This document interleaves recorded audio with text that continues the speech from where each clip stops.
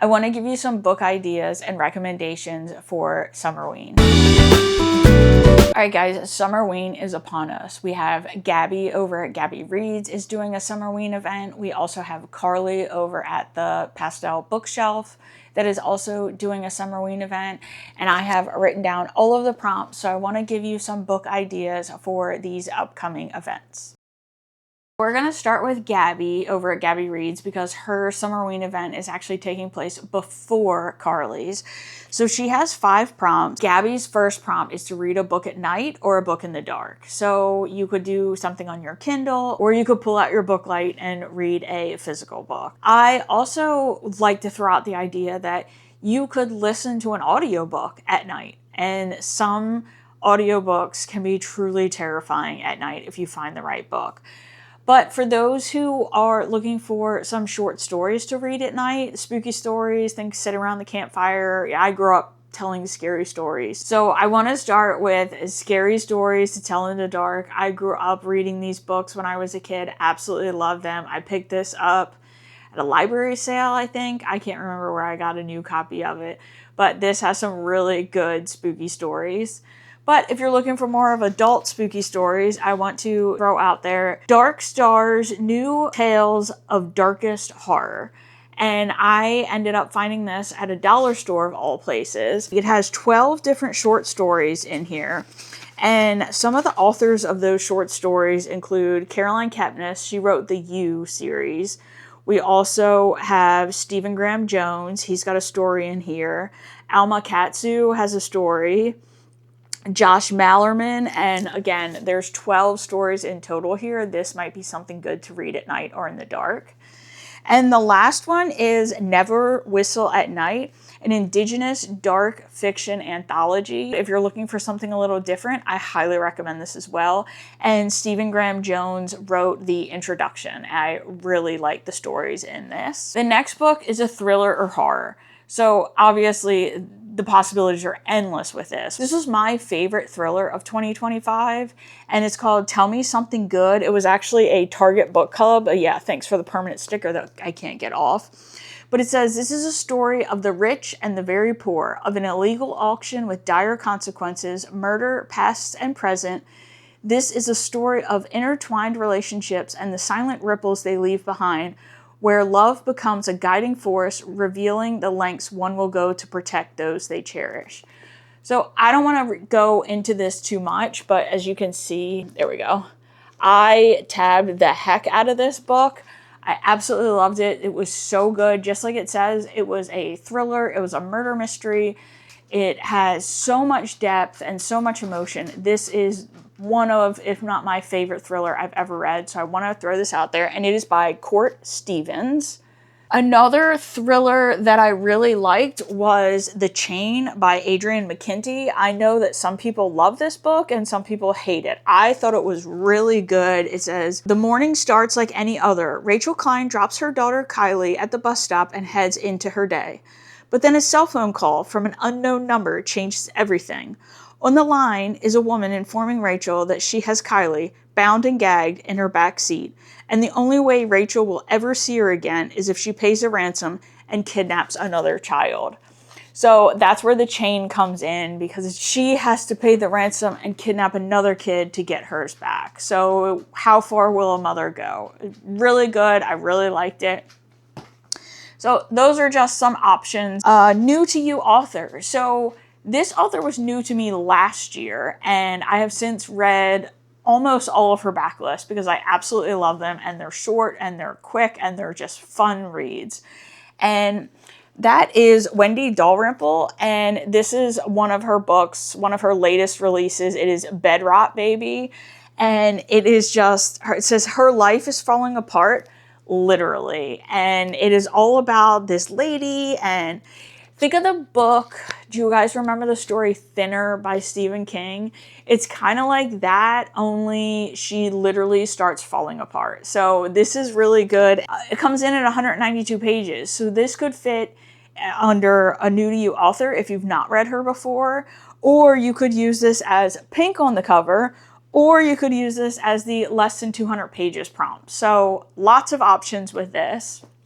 I also want to throw out, if you guys haven't read, Lisa Childs. I absolutely love this series. It is a paranormal thriller series. This is book 1. That's why I'm holding this one up if you guys want to start the series. And it's called The House by the Cemetery. In Gold Creek, Michigan, legend has it that the ghost of a local gravedigger still walks the cemetery looking for his next victim to bury. But when the town's wealthy undertaker dies, his estranged daughter must contend with the ghosts that haunt her own family. So again, this goes for pink on the cover. This could be a new to you author. Really like this series. Can strongly recommend this. So those are some options. If you're looking for a pink cover that's a thriller, I would recommend Pink Glass Houses, and this is by Asha Elias, and it says a seductive social satire about wealthy PTA moms of Miami Beach. And with those options out there, I also kind of want to go over a new to you author, one that I really liked. It's called The Sound of the Dark. This is by Daniel Church. This is a UK author. This came out, it was published in 2025. And it's all about going to a haunted Royal Air Force Base, and he does audio recordings. He hears different things in the audio recording, so this is really spooky. If you guys haven't read Nat Cassidy yet, what are you doing? But When the Wolf Comes Home, this was my favorite Nat Cassidy book out of all of them.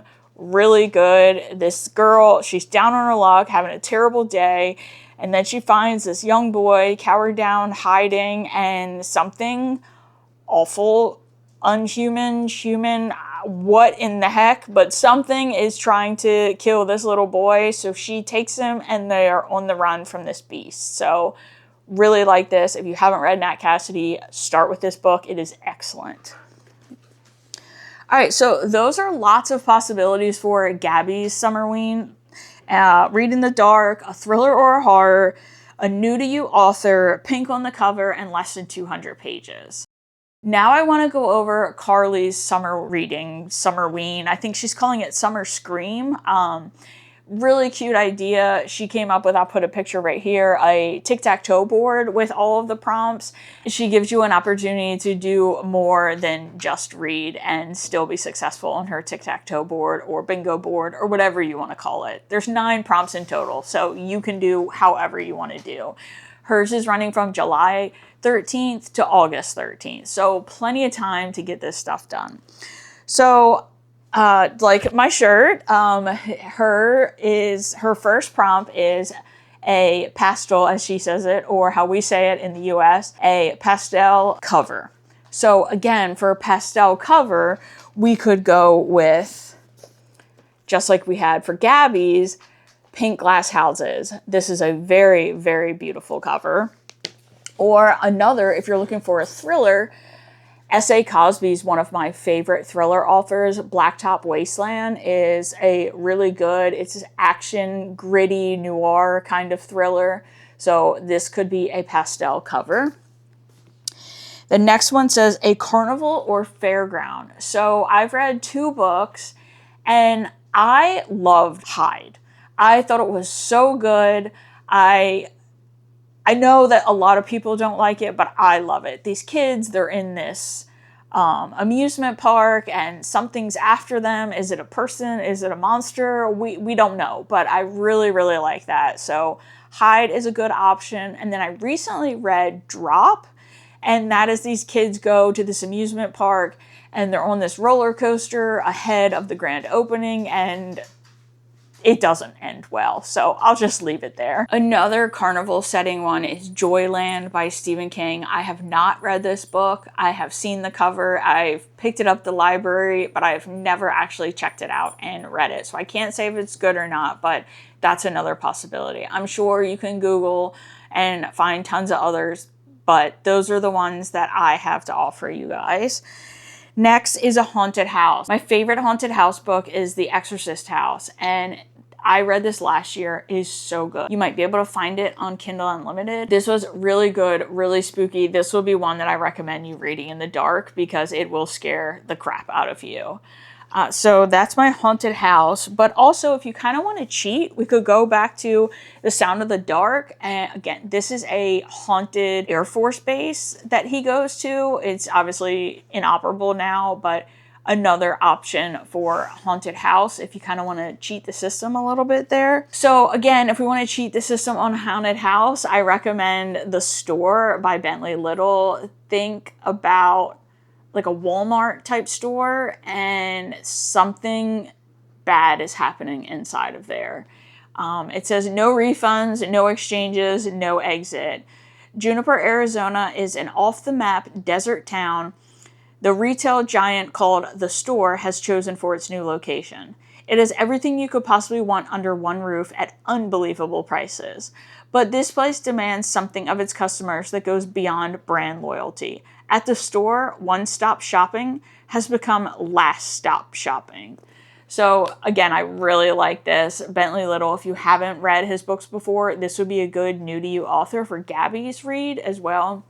So definitely check this out. Again, it's a haunted store. Is it similar to a haunted house? I think it's close enough. So for summer setting, if you're looking for a thriller instead of a horror, I recommend The Trip by Phoebe Morgan. This is How Well Do You Know Your Friends? 4 friends are on the vacation of a lifetime in Thailand until a vicious murder shatters their paradise. 4 friends who could do anything for each other until now. One of them committed a crime, but all 4 of them know how to keep a secret, and they're all guilty of something. So this was really good. It doesn't specify when it takes place, but it feels like summer in Thailand all the time. So I feel like you could cheat a little bit with this one. I mean, it looks like summer on the cover. It's absolutely beautiful. All right, summer slasher. This one is so good, hands down. And that is, I'll put it on the screen here, Wendy Dalrymple. Clearly, I love her work. But Killer Summer, think 90s slasher horror awesomeness. It is a slasher to its core. It has summer in the title. It hands down the best summer slasher that I've read. There's also, I'll put it on the screen. I can't think of it, but I have read the reviews and a lot of people really enjoy it. So that's another option. There are so many books out there. I'm sure other people will be putting book recommendations out there, but I just want to go over a few additional books. I really enjoyed them in case you're looking for a new-to-you author or it falls into one of the categories, or read at night, or one of the other not book-specific prompts. So Come Out, Whatever You Are by Catherine Foxfield. And this is a YA, but it was really good. It says, welcome to the reality game show that will scare you to death. Have you got what it takes to last the night? On the reality show, It's Behind You, 5 contestants competing for prize money must survive the night in the dark and dangerous Umber Gorge caves, rumored to be haunted by the Puckered Maiden, a ghost who eats the hearts of her victims. But it is this malevolent spirit they should fear, or each other. As the production crew ramps up the frights, tensions rise and the secret of the cast members start coming to light. Each of these teenagers has hidden motives for taking part in the show. Could one of them be murder? So again, this is YA, but I really enjoyed it. Another book I enjoyed recently, this is more of a thriller. It is Deadfall, and this is by Stephen Wallenfels. Twin brothers Ty and Corey Bick are on the run. They encounter a dying deer in the middle of a remote mountain road with fresh tire marks swerving down into a ravine. They know they have to help. But when they reach the wrecked car, it appears empty, with signs the driver escaped, until they hear a noise coming from the trunk. A really good thriller. I enjoyed this one. I had never read anything from this author before, so this may be a new-to-you author. Another author I really enjoyed, this is book 1 of a 4-book series, and it says, a shocking murder in an affluent Helsinki suburb has ties to witchcraft and the occult in this thrilling U.S. debut from Finnish author Max Seek. So with this one, it says, a best-selling author's wife has been found dead in a gorgeous black evening gown sitting at the head of an empty dining table. Her most chilling feature, her face is frozen with a ghastly smile. At first, it seems as though a deranged psychopath is reenacting the gruesome murders from the Witch Hunt trilogy bestsellers written by the victim's husband. But investigator Jessica soon realizes she's not looking for a single killer, but rather dozens of believers in a sinister form of witchcraft who know her every move and are always one step ahead. As the bodies start piling up, Jessica knows they won't stop until they get what they want. And again, this is book 1 in a 4-book series. I read the whole thing. Book 1 through 3 were excellent. Book 4 kind of, I don't know if we really needed book 4, but anyway, this is another possibility. If you guys haven't read Credenza, I've talked about this in other reading vlogs.